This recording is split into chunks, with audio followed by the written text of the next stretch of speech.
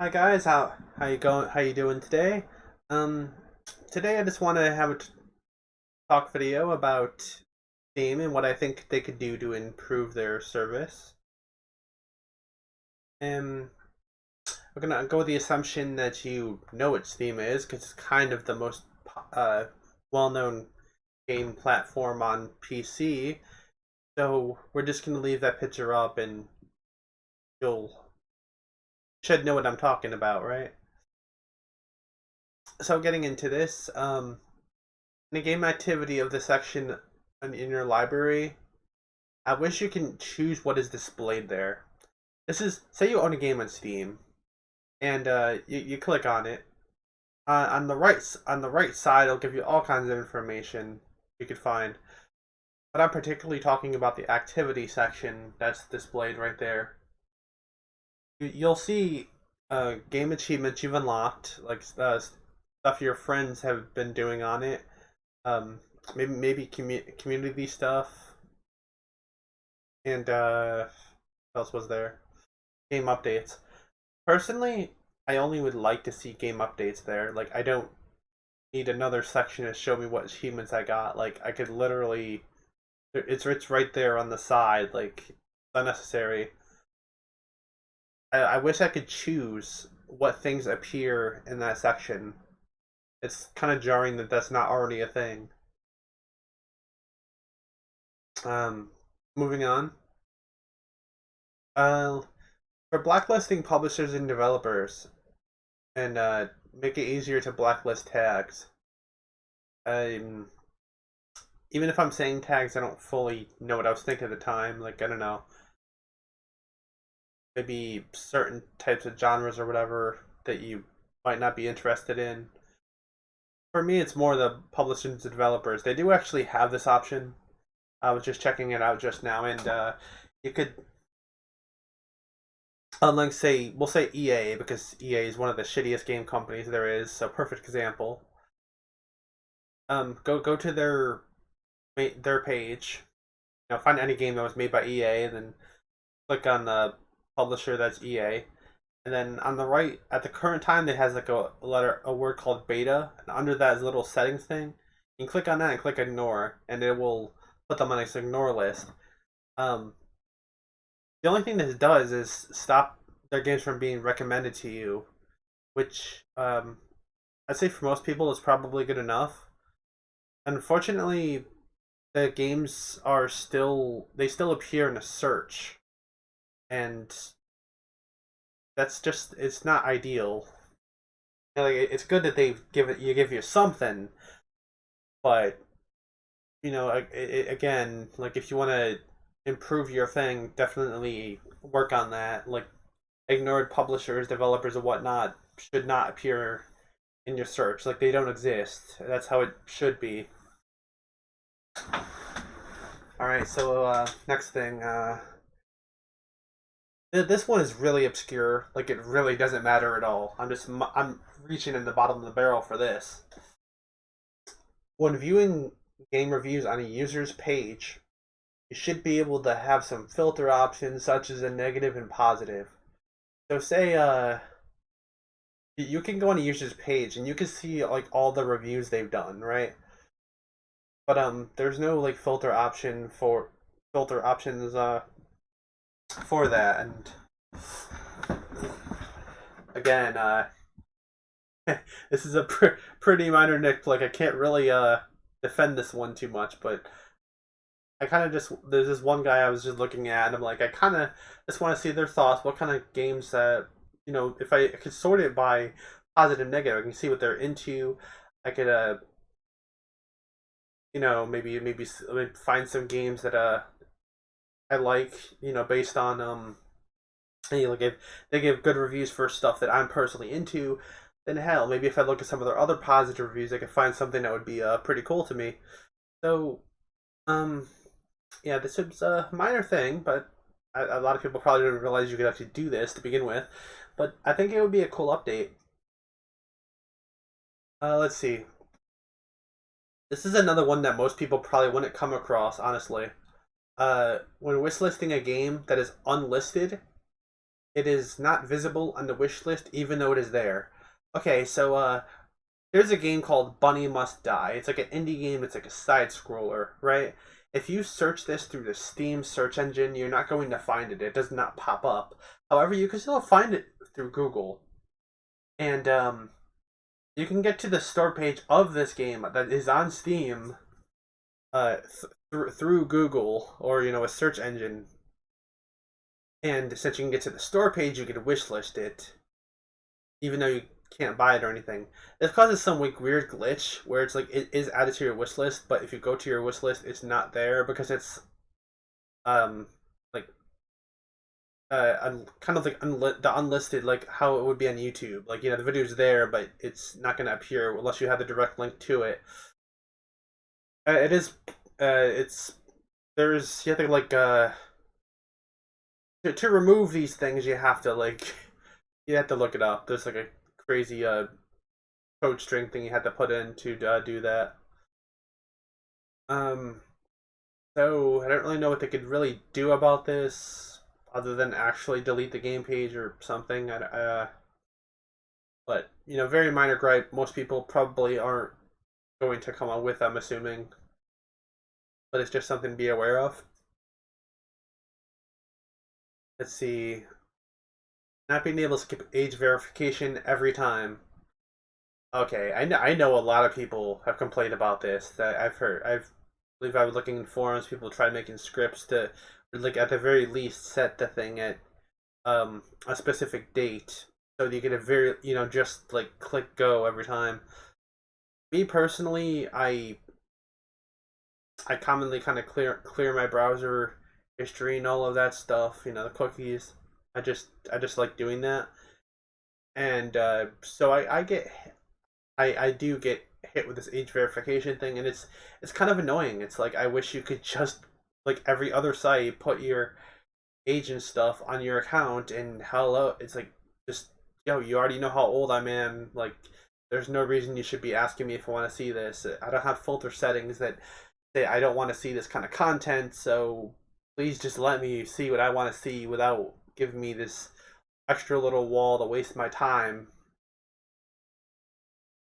Also heard there was some law or whatever that was the cause of why they do that, and it's a service which is worldwide, right? So you got to understand it's not just like one country, and I do get that, of course, but maybe you can just detect what country you're in or something. I don't know, but the age verification thing is annoying, and for me, I just wish I could just disable it, like, please. Okay, so next thing. For reviews, I'm not sure if this applies to the forums, but for reviewing specifically, since I'm not sure about the other, I wish Steam had a spell check and quick access for things like bold, italic, spoilers, and commonly used effects. You know, for where we are, what year it is right now, 2021. I it's kind of jarring to me that Steam doesn't have these very basic things, which probably existed back in the late '90s and some text forums, if not early 2000s, where you want to bold text and make it all nice and big. Um, you'd have like this the B button you can click on, and it would like highlight the thing, click on a B button, and it would make it bold. Steam doesn't have anything like that. You have to use the codes itself, which is slower and sloppy. I just hate it. And it does like underline words to tell you that there's a problem with them, but you can't right click on it and get the correct spelling. So you'd have to either fix it yourself, and if you don't know how to spell it, like put a Google or something and get the correct spelling that way. It's just, I think reviewing could be a lot smoother if they added like advanced options to be able to do these things in a more efficient manner than how they currently set it up for special effects and text, whatnot. And let's see. Next thing was actually, uh, before I get to the last thing, actually, um, going back to EA, you Ooh. See, okay, it's like give me a minute here. Let's see. Not save that. Okay, I must have not made a save of what I was just wanted to talk about real quick. Um, Going back to EA, they their DLC. Um, if you bought DLC or whatnot on Steam, it usually will tell you that you already have the thing. But in the case of Dead Space 3, because EA, the shittiest company that exists in the world, shittiest gaming company. Let's see, where is it? Where is it? Okay, they have. Look, I'm looking at their Dead Space 3 DLC right now. We have First Contact Pack, Marauder Pack, and both of these things, which are right next to each other at the same price, have the same exact content in them. Exact same content between two different DLCs. Why? Why is this? And the content that is in these packs is also in their Al Valentis survival kit. It does actually tell you in those previous two packs, um, right after it tells you what mentions what's inside of them, that it's in this. My gripe is that Steam does not recognize that if you bought the Tau Volantis survival kits, at no point does it tell you that you already have the content in the first contact pack and the Marauder pack, even though you do. So you could. This is just one example of a loophole in which you could spend more money, more money for no reason, for literally nothing. And to be honest, this is literally the only time I've ever seen this happen. But I doubt it's the only case in all of Steam. And it's again by free EA because they suck. And they haven't fixed this, and obviously they put it up there to screw people out of money.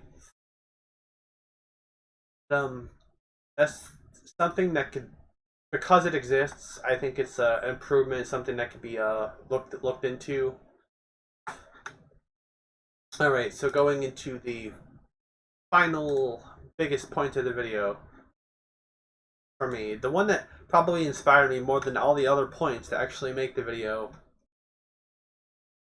not being able to not accept a discount. Yeah, you heard that right. Steam does a lot of discounts. Percentages off a lot of times on releases or when event publisher breaks, holidays, whatever the frick. A lot of people won't really understand this, but I look at the bigger picture of things. Okay, let's just say there's a $10 indie game on Steam, right?